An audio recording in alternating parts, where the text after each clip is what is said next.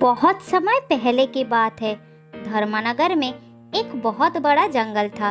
उस जंगल में शेरू नाम का एक दुष्ट शेर का शासन था। वो इतना निर्दय था कि वो अपना भूख मिटाने के लिए किसी को भी अपना शिकार बना लेता था। मतलब उसके सामने जो भी जानवर आ जाता उससे वो अपना शिकार बनाकर ही दम लेता। इसीलिए जंगल के सारे जानवर चोरी छुपे डर डर से अपना जीवन यापन करने लगे।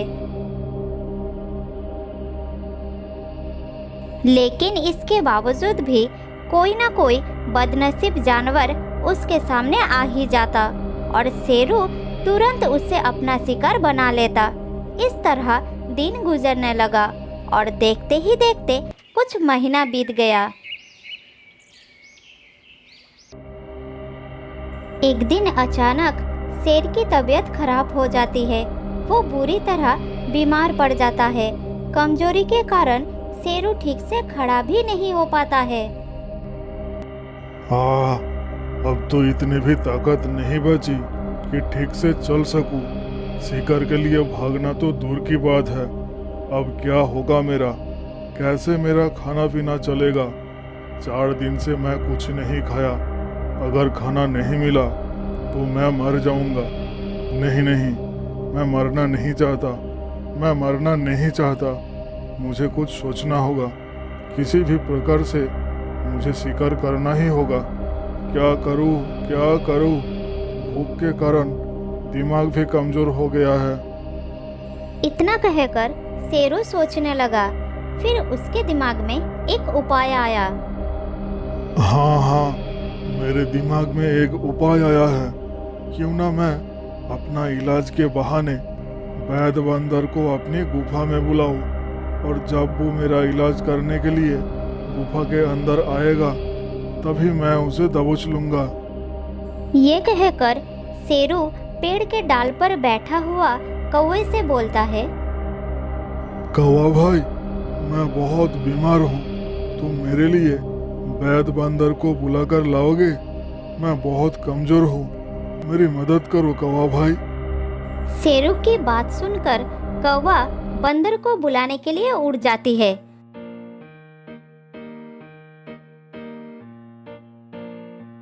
थोड़ी देर बाद बंदर शेरू की गुफा के सामने आता है और वो सीधा अंदर चला जाता है।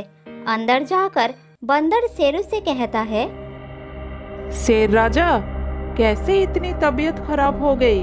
आप तो खड़े भी नहीं हो पा रहे हैं। पता नहीं बंदर भाई, तुम ही चेक करके बताओ।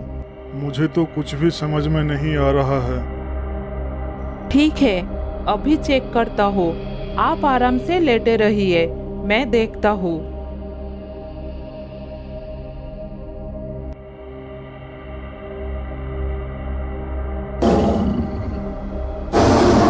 इतना कहकर बंदर जब शेर के पास जाता है तभी शेर उसे पकड़कर खा जाता है। आज कई दिनों बाद मुझे थोड़ा अच्छा भोजन मिला। आज तो मेरी शरीर में थोड़ा जान आ जाएगी। ठीक है, आज का तो बंदोबस्त हो गया, मगर कल का क्या होगा? क्या कल भी किसी बंदर को बुलाना पड़ेगा?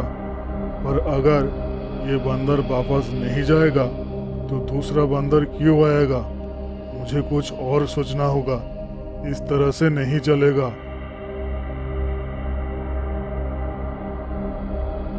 इतना कहकर शेर गुफा के बाहर जाता है और चुपचाप लेट जाता है। थोड़ी देर बाद शेर के गुफा के सामने एक चील आता है। तब शेर उसे कहता है, चील बहन, मेरी तबीयत बुरी तरह से खराब है। बंदर वैद्य मेरा इलाज कर रहे हैं। उन्होंने मुझे जवाब दे दिया है। लगता है मैं अब कुछ ही दिनों का मेहमान हूँ। मेरा बचने का और कोई उम्मीद नहीं है बहन। नहीं शेर राजा, ऐसा क्यों कह रहे हैं आप? हौसला रखिए, आप बहुत जल्द ठीक हो जाएंगे। आप हमारे राजा हैं, आपको हम कुछ नहीं होने देंगे। अरे चील बहन, मुझे भी लग रहा है कि मेरा समय निकट आ गया है। बस एक अंतिम इच्छा बची है। अगर तुम पूरी कर दो तो चैन से मर सको। क्या तुम मेरी अंतिम इच्छा पूरी करोगी ना बहन?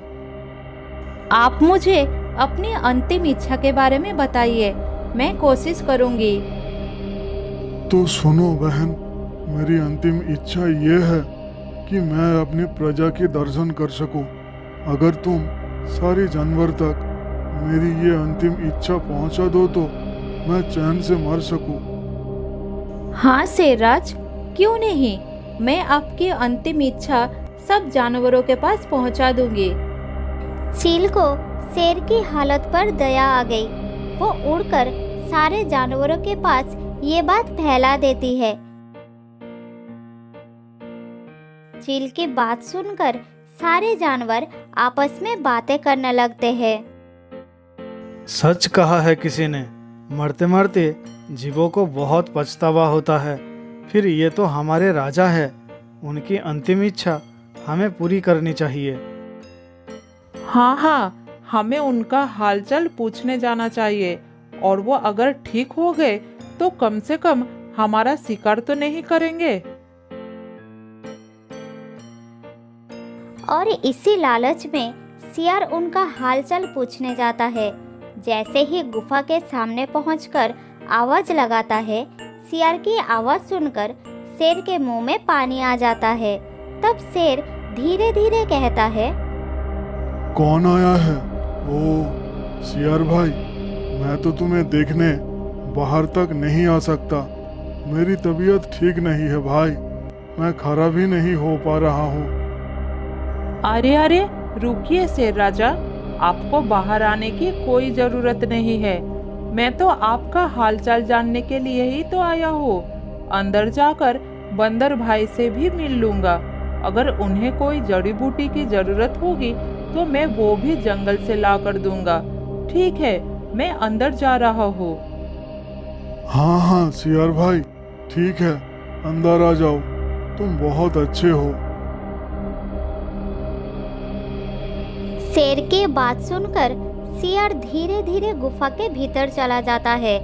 इधर शेर गुफा के भीतर छुप जाता है ताकि वो पीछे से हमला कर सके। सियार अंदर जाकर शेर को देख नहीं पाया। फिर वो कहता है, अरे कहाँ है आप शेर राजा? और बंदर को भी देख नहीं पा रहा हो। तभी शेर पीछे से उसके ऊपर हमला कर देता है और उसे खा जाता है।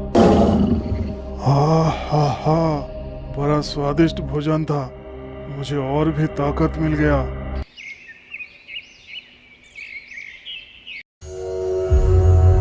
इसी तरह हर रोज घर बैठे बैठे शेर को शिकार मिलने लगा। हर दिन कोई ना कोई जानवर शेर के हालचाल पूछने आता था और वो उसे पकड़कर खा जाता था। इस तरह उसका दिन अच्छे से काट रहा था। अरे वाह, स्वस्थ रहने से तो अच्छा बीमार रहना है। कम से कम घर बैठे बैठे अच्छा खाना तो मिल रहा है। इस तरह और भी कुछ दिन बीत जाता है।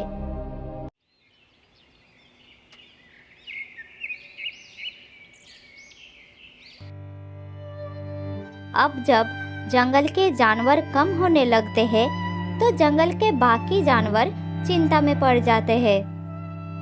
अरे भाइयों, एक बात गौर से देखा सबने? हमारे जंगल के जानवर कम होते जा रहे हैं। सियार, हिरन, ये सब कहाँ गए? हाँ हाँ, मैं भी सोच रहा हूँ। सियार हिरन के साथ साथ खरगोश, बकरा, गधा, ये सब प्राणी कहाँ गायब हो गए? अरे ऐसा तो नहीं है कि हमारे शेर राज को बीमार होता देखकर पड़ोसी जंगल के शेर यहाँ आकर हमारे जंगलवासियों को शिकार बना रहे हैं। अगर ऐसा हुआ तो ये हमारे लिए खतरे की बात है। ऐसे तो वो हमारे जंगल के सारे जानवरों को खत्म कर देंगे। अगर ऐसा ही हो रहा है तो हमें उस शेर से मुकाबला करना होगा। हमें एकजुट होकर उसके सामने खड़ा होना पड़ेगा, तभी उसे डराया जा सकता है। हाँ, और शेर से मुकाबला करने का आइडिया हमें शेरराज ही दे सकते हैं। मुझे शेरराज के पास जाना होगा। वैसे भी वो जब से बीमार हुए हैं, मैं उनसे हालचाल जानने भी नहीं गया। मैं उनके पास जाकर उनके तबीयत के बारे में भी पूछ लूँगा और इसी बहाने उस दूसरे जंगल के शेर से मुकाबला करने के बारे में भी पूछ लूँगा। तो तेंदुए भाई जल्दी जाओ, नहीं तो आज भी हम में से कोई दूसरे जंगल के शेर का शिकार बन जाएंगे।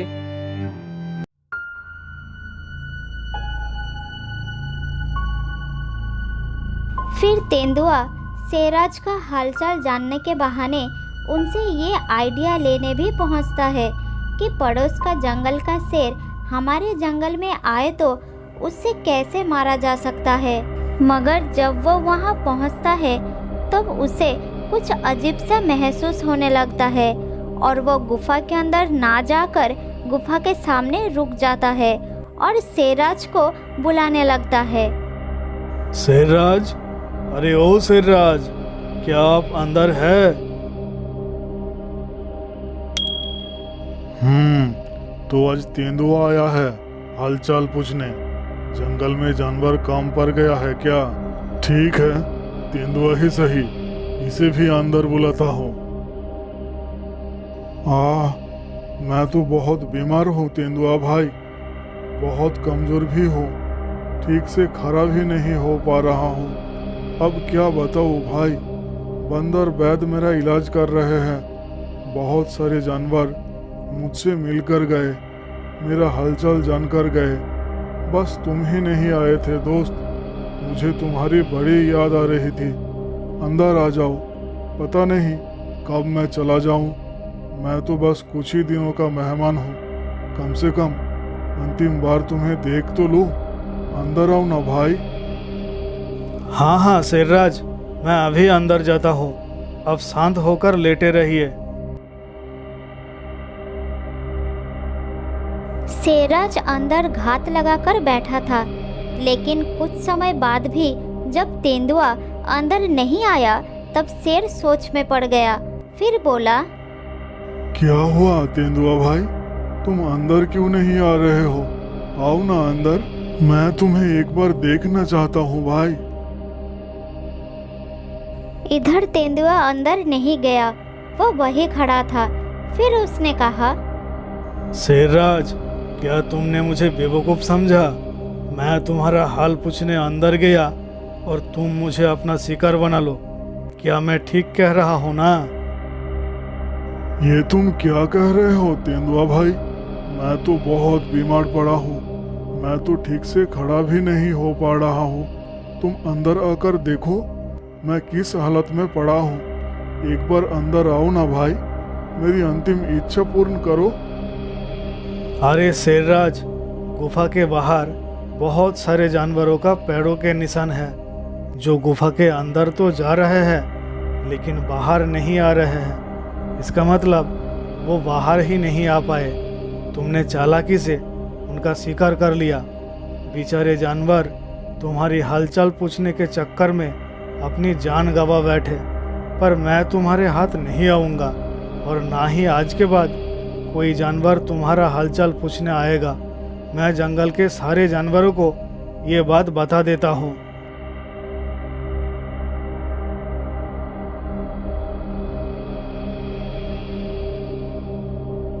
इतना कहकर तेंदुआ वहां से चला जाता है और सारे जानवरों को शेर के चालाकी के बारे में बता देता है।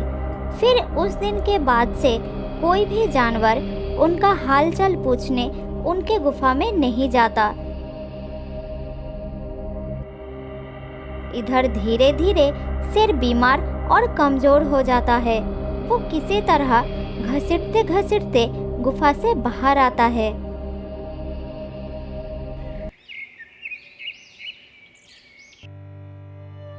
एक दिन शेर अपनी आखिरी सांस लेता हुआ पूरी तरह तड़प रहा था। तभी जंगल के सभी जानवर उसे देखने के लिए आते हैं। फिर वो किसी तरह धीरे धीरे जानवरों से कहता है, मेरे प्यारे जंगलवासियों, मुझे माफ करना।